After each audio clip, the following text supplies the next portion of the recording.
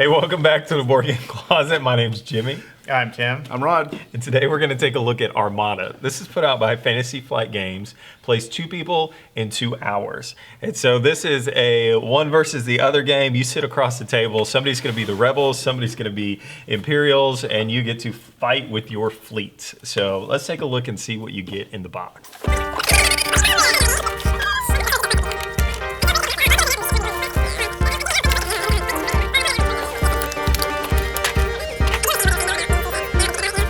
All right, so this is what you get in the box with Armada. Rod, do you want to tell us about the components and your thoughts on it? Sure. First of all, the pieces. Okay, let's start off with the main pieces. Right. I mean, like, that is an incredible piece right there. I mean, the paint job, everything is fantastic. I love that they use the thicker stand on it. Mm-hmm. You got the different areas on there. A little bit hard to get when you're playing to turn them, but I can kind of understand this. Is that something bent on that? Just a little flashing. Okay. So on these smaller ships, the paint jobs are fantastic. The stands on them are nice. But at that point, things start kind of going a little haywire for me. For instance, when it comes to the small ships, first putting them together, I personally had a little difficulty, fat fingers and all, trying to put these things together, and it kind of messed a couple of them up. And There's one that's He broken. just slammed it in there and then just snapped it off. but let's be honest about this. This should be dummy proof. Okay, first of all, the game there's is some broken ones. the game's very expensive. They didn't paint the small ones, which I understand save a little bit of money, but I did pay a lot of money for it. When it comes to the piece for turning the ship, I'm not sure how long this is going to hold up, so it's almost telling me I have to buy a second set. I know there's debates out there. I may be going too far on this, but there's debates out there that maybe you need a second set to play the game anyway, to play it, correctly. So I would say my feelings on the pieces are that if you know X-Wing, you're going to know this one. It's similar, especially with the bigger pieces, the quality pieces when it comes to the smaller ones were pretty delicate. Price to get into the game is high, but the dice. Okay. Can't forget about the Give dice. me enough dice to play the game. That would be something too. If I'm going to pay $80 for the game, I don't want to sound negative on this, but give me enough dice to play the game, because there's points where you're going to use 4 dice and you don't have 4 of the color. Yeah, the X-Wing actually says use 4 blue dice, and it comes with 3 blue dice. Comes with 3. So It says it on the card, 4 blue dice. But okay, so when it comes down to it, the pieces, when it comes to the bigger pieces, the quality's good. Mm-hmm. I like how they put them on here and how they're using the thicker for the bigger ships. Smaller ones, I'm not happy with at all. Card stock, all that stuff, artwork, fantastic. It's Fantasy Flight. When it comes to some of these extra pieces like this right here, I don't think this is going to hold up personally. I think it's pretty chintzy, and price point's high. So that's my point on the parts. Component. Well, there we go. That might be our longest component segment. But all those points are valid, right? I mean, all that stuff is true. I don't know how you price games. I don't know how much this stuff really costs them. But I don't know. I agree with you. Some of the corners maybe that were cut to maybe keep it within a price range. I'm sure they had to pay a lot for the license, all that kind of stuff. But yeah, you feel it in some places, I think. So Tim, do you want to tell us about the rules and how hard or easy it is to learn Armada? Sure. Here's the learn to play instructions here. This actually takes you through, it first identifies all the pieces, and then it tells you how to put them together. Because That's part of it. it's like furniture. It comes with instructions here on how, Need a How screwdriver, many an Allen people wrench. read the instructions? on how to assemble it. It actually shows like the, Just put it together. and then it says don't fat finger it. And Don't let Rod put the small pieces together. Don't slam the peg in the hole and snap it off. It says it right there. Next to a picture of. Diagram B. But yeah, that actually helps out a lot because everything comes apart. You don't have none of this stuff is assembled. Even this, right? Even that thing came into like a bunch of different pieces. These came in a bunch of different pieces. But that's fine. That's part of like the enjoyment of first opening a box. Is putting stuff together stuff. But Then it goes straight into a learning scenario setup. It actually uses all the pieces for a learning scenario, but you're using all basic cards and stuff, so that I guess so that the points even out. There's not, with just using the base set, there's not going to be a lot of different Options. fleet builds that you're going to be able to use in this, because there's just not that many options in here. There's a couple of different X-Wing pilots and stuff, and TIE fighter pilots that you might be able to use to change up the point value, and then there's attachments and stuff. But the learning scenario doesn't go over that. It just goes over the basic stuff, get you in there, get you flying, get you fighting, get you firing at each other, so you can get an idea of how it plays. Right. It does a great job of that. It goes step by step. It explains everything in detail with I love these. They got pictures for every time they talk about something, so that way you know what the piece they're talking about is. Right. So it gives a great job. All that stuff. After it takes you through the learning scenario, it then gives you the additional rules about the different parts that you can run into during the scenario. And then, when you're ready, it's got a reference guide. So that way, Amazing, yeah. from that point on, you can just start using all the rules, and then you just do a quick reference in this book with huge, bold sections here. Right. So you can find everything pretty quick. Awesome. Okay, so how do you play Armada? Let's kind of give you a setup. Like Tim said, in the tutorial, they just set you up. You're across the table from each other. They give you these markers where you can mark the actual edge of the territory. So you've got 4 corners. So if you go out, then you lose that ship, stuff like that. But you're going to either be the Imperials or the Rebels. And so they're going to give you cards. The cards tell you all the stats that you need to know about that ship. So it tells you the dice that you'll be using if you attack from the front or the back, left, right. So you know all of that information is spelled out right on the cards. It's going to tell you, so it's on the card and it's also on the base of the miniature as well. Yeah. And so you just start across from each other and then you go. The Rebels always start first, so they get to go. And then at that point, you just take turns exchanging ships, right? So you'll move a ship, and then they'll move a ship, and then you move your squads. And so you'd move all of your X-Wings, and then they would move all of their TIE fighters. It's one squadron I'm sorry. on each side. One at a time, you go back and forth moving them, sorry. And so then there's just a few rules that have to do with distances. Once you get in close range to fire, there's different rules based off of the type of dice that you can use. So if you're far away, you're only going to be able to use certain types of dice, and as you get closer, you'll be able to use all of them. Then there's also rules for maybe how far the squads can move. And so the cool thing about the squads, these is you can just move 360 degrees. So basically, you'll just lay it down, and I can move up to a 3 with him, so I just place them there. There's not as much accuracy that's needed with these as maybe if you're familiar with X-Wing. Now there is, with these guys, there's a little bit more accuracy because you're using this newfangled contraption.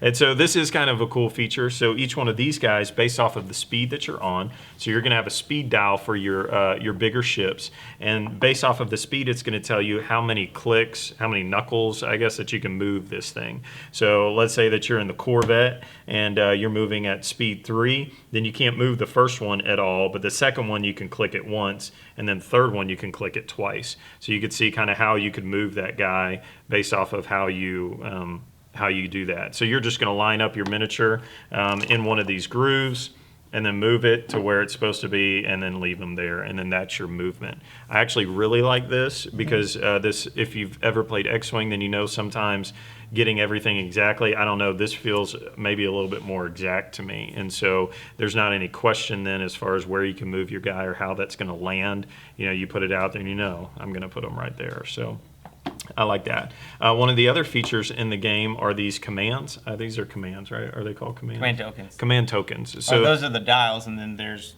little tokens that match what's on the dial. So this is so basically you're going to do some pre-programmed moves. So like on the big destroyer, he plants 3 moves ahead basically. So at the beginning of the game, you're going to set all 3 of your tokens, and then you're going to play the top one, and then you're going to reset it at the end and put it on the bottom. So you're trying to plan 2 moves out.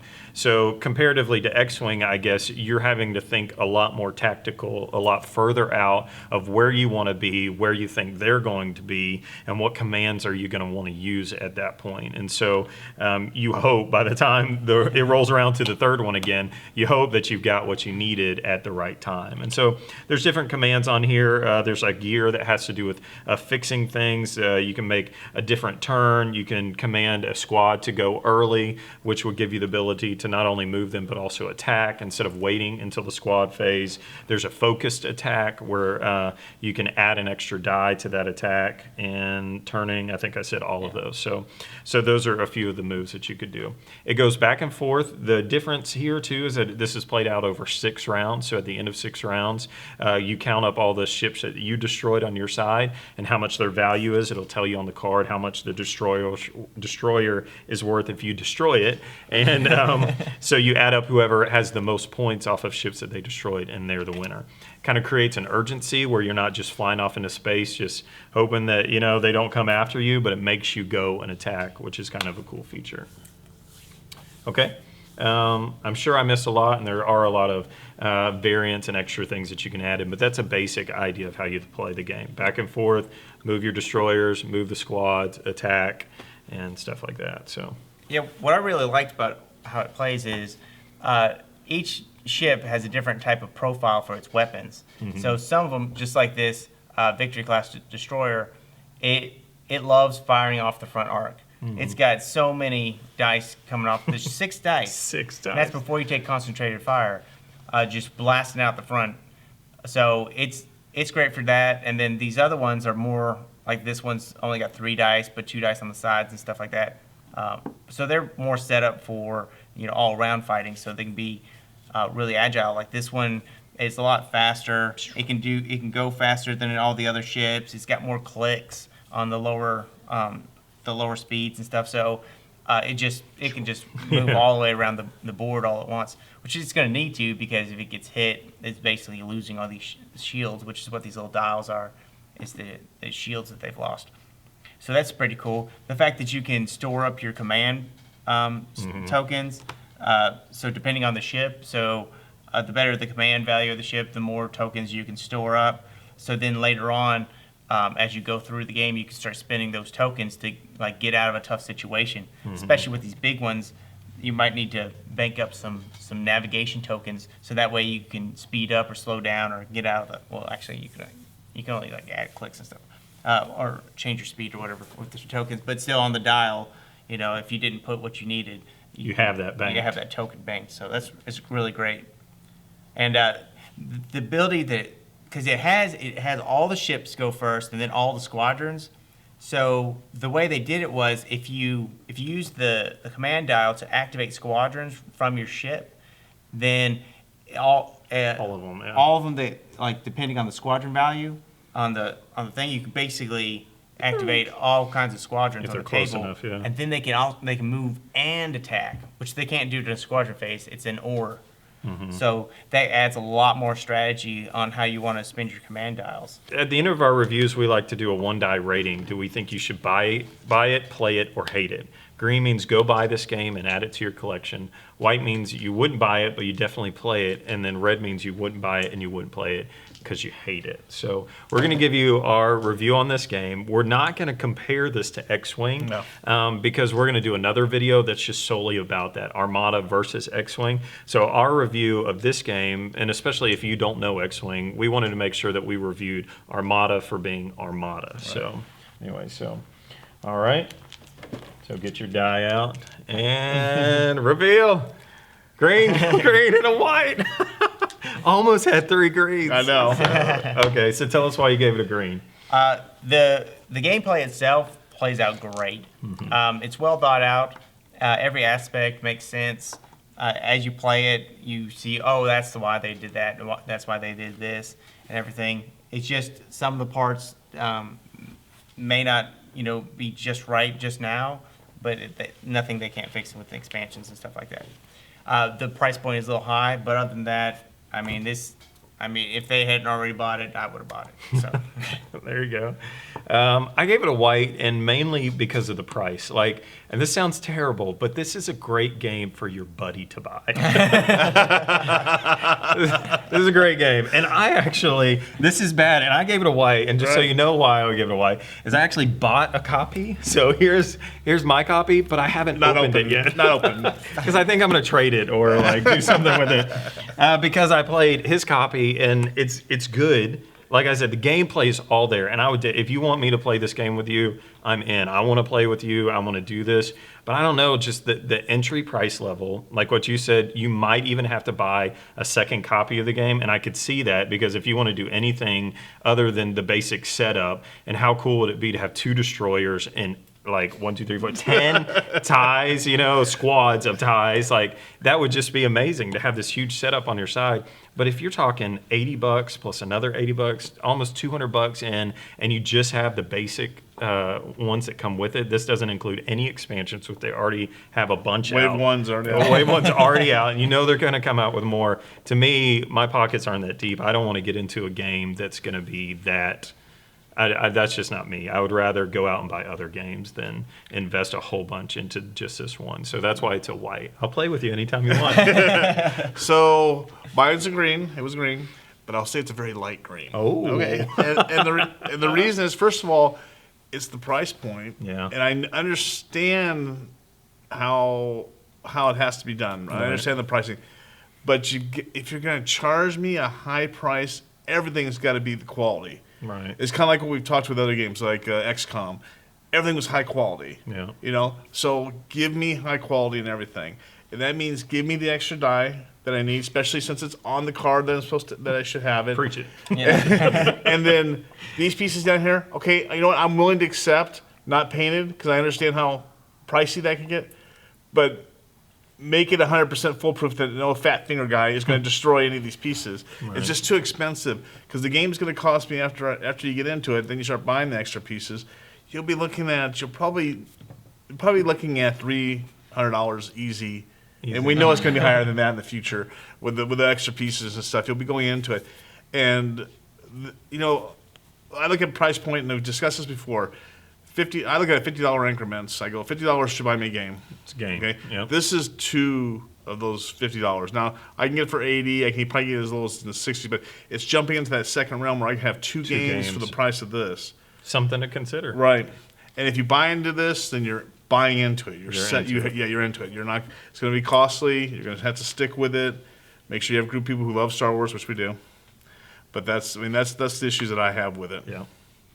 So that's it. So that's our review of Armada. Agreed. Look out for, we're going to do an X-Wing versus Armada video. We've had some people ask us questions about that. Which one would you buy if you only had to buy one? What if you could play Armada rules with X-Wing miniatures? Some of those questions, we're gonna talk about that. So make sure you check out that video. So thanks for watching the Board Game Closet. Make sure you subscribe and like this video, share it with your friends. Visit our website, boardgamecloset.com. And as always, support your local hobby shop.